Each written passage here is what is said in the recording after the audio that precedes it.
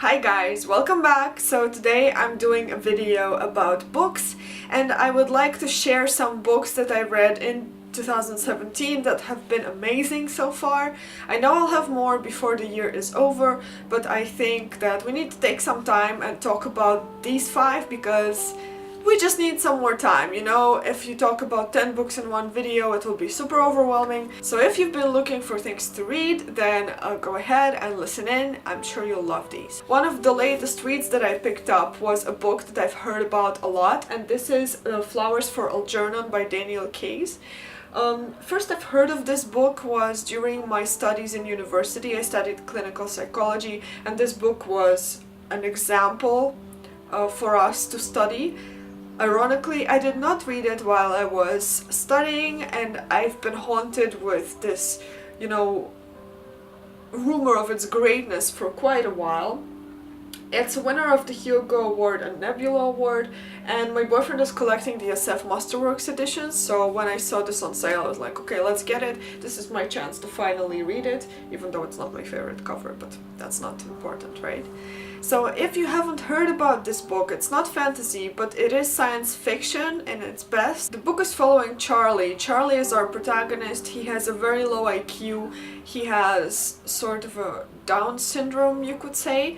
Anyway, he is not a very integrated person society-wise. He doesn't understand a lot of things. His emotional level is still of a child's, and his biggest aspiration in life is to become smart. He desperately wants to be smart. Unfortunately, his whole life has been him not being exactly smart and living with that, and now he has the opportunity to be part of a scientific experiment that will multiply his IQ greatly. And this experiment has already been proven with this mouse right here called Algernon. So this mouse has gone the same operation and he has received a huge boost in IQ. He started getting all kinds of things right, he started doing complicated mazes, and Charlie signs up for the program. And this is the part that's going to break your heart. This book is so rough on your emotions, it collapsed me. I sobbed when I finished reading this, and you know, this cannot be good, you know? When you read a story like this, you're thinking, okay, this is not going to end well. On so many levels, it's just not going to end well. And you know there is no way, but you still feel so badly. So this book is in a format of diaries, which Charlie keeps as part of the experiment he's undergoing. He's supposed to write in his diaries any thoughts that he has so that they can track his progress, and as the entries go on, you see the changes so clearly, and you see what Charlie goes through. It's so heartbreaking. If you read this book, you probably know what I'm talking about. You have to read this book at least once, because it will stick with you forever, and if you want to have a good cry, it's also quite a quick read. You can really binge read it, but if you happen to take a break in between the readings, you will be haunted in between and you will be thinking back to Charlie. So use your time wisely, that's all I'm going to say on this one. Let's move to the fantasy realm. So the next book I have for you is The Last Wish by Andrzej.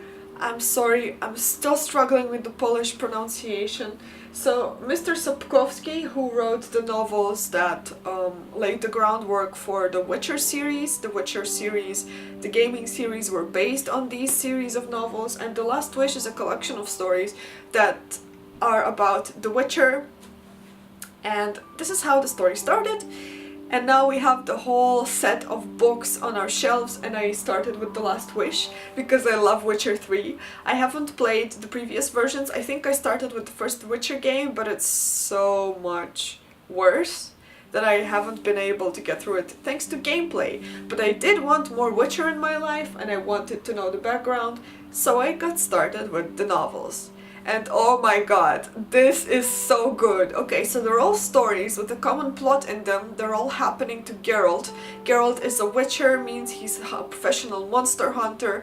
He gets paid for that, getting rid of those monsters by people in villages, people all around, rich not so rich, whatever. He's just going through life, killing things, being the expert on killings, and solving a lot of moral dilemmas.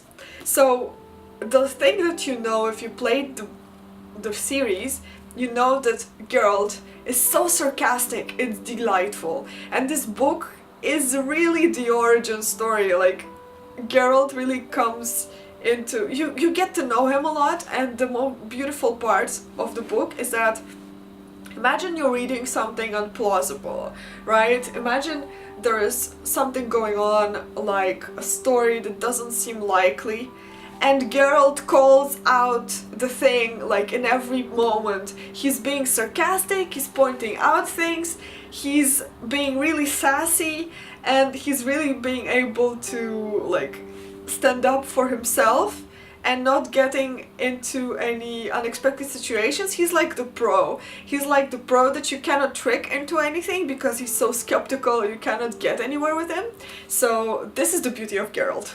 So this is the first book. The Last Wish is also a name of the quest in Witcher 3, in which it refers into Geralt's story with Yennefer, who is a love interest and a witch. And it's fantastic. I mean, I was wondering about the origin story and I read the book and it was so delightful. We also meet Dandelion, who is a bard and who is such an idiot in the series, and he's annoying the hell out of me, but the contrast of the unlikely friendship between this completely silly braggart who's boasting all the time and Geralt, who hardly says more than 2 words unless he has to, and who's really the hero between the two. One boasts about everything that he has done and Geralt just silently does his work and does it well. And I'm sorry, I just can't. I need to pick the next book. I had a bit of a break. I really love The Witcher, and if you haven't started this series and you want something like fantasy book that will make you feel like you're playing an RPG, but in a good sense, like the authentic sense, then you really need to pick this series up. You don't need to binge read them, you can read them calmly at your own pace, and this is what I love about the book. Moving on, one of my most favorite books of all time. This book made the list. I was rereading this while I was visiting Russia in the end of August, and Uprooted, guys. Uprooted by Naomi Novik. Now, Uprooted is a book that I adore. The first time I read it, I was sick, I was laying in bed with a fever, and I binge read it, and of course, as I get closer to the end, I start reading more fast, because I'm afraid of taking my time. I just want to get to the end of the story. So it's a good idea that I reread this book, because when you reread things you realize how well they, or not well, they stand the test of time, and Uprooted holds its own so very well. It's a gorgeous book and it's absolutely amazing fantasy. It's following Agnieszka, who is a girl in a small village nearby a dark wood forest, which constantly tries to kill everyone off. And there is a wizard warding off this evil forest called the Dragon, who takes a servant each 10 years to serve in his castle, and then once the 10 years are up, the girl comes back and she doesn't live in the village anymore. They always leave, and everyone is you know, kind of going along with this because they need the protection, and they're kind of going along with this because the dragon doesn't really kill them or eat them or anything, but still they don't really like it. Nobody really likes it. So this is a story about the time of the choosing, when Agnieszka's friend Kasia is supposed to be picked for this choosing for the dragon, because the dragon always picks the special girls, the prettiest, the smartest, the wittiest, something special about them. And Kasia is the epitome definition of special. She is gorgeous, she's a heroine, she's amazing. And Agnieszka is the awkward girl who gets her dress dirty 2 seconds after she wore it, and she knows that Kasia will be taken away, but nothing goes according to plan. And the premise really got me into this book, mainly because of its vague, like, innuendo to Beauty and the Beast, and I love everything Beauty and the Beast, so of course I wanted to read this. But the fact is, it's nothing like Beauty and the Beast. way. The book takes a completely different direction. The relationships evolve so much, and I just love the dragon. I love him so much, I cannot. I have a thing for grumpy male characters who are kind of standoffish and like you don't like them or the way they talk because they think they're so much better than everyone else, but it's all facade, and underneath you get to know what kind of a person he is and that. And the reason why I like this book is because Agnieszka holds her own so well. This is an equal relationship on all parts. Like, there was no moment in which, maybe like the first chapter, in which Agnieszka was still kind of getting her bearings, but as soon as she understands what this is about, she's not fooled.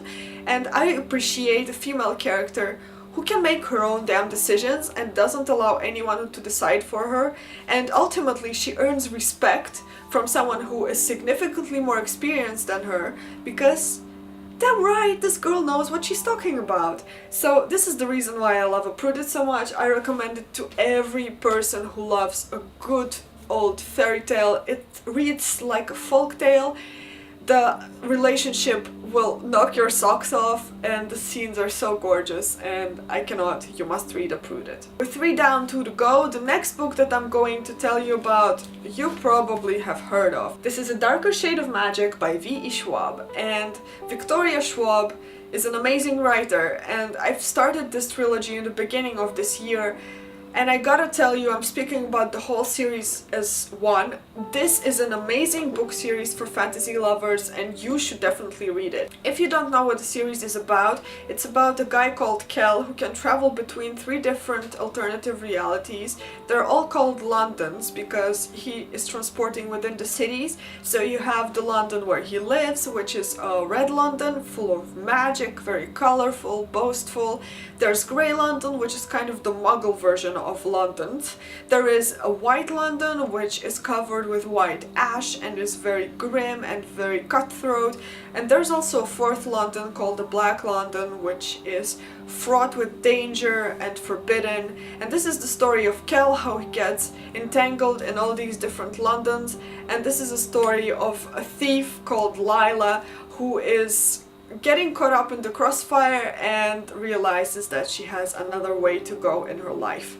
And I gotta tell you that the second book is, in my opinion, the best thing ever. The third was also really strong, and the first is setting the stage a lot, so don't be discouraged as if you think that not enough is happening, because the second book and the third will just keep you going at an insane pace, and luckily they're all out now. There's also an edition that is kind of a collector's edition with a black cover, and if I had spare money I would probably buy it as well.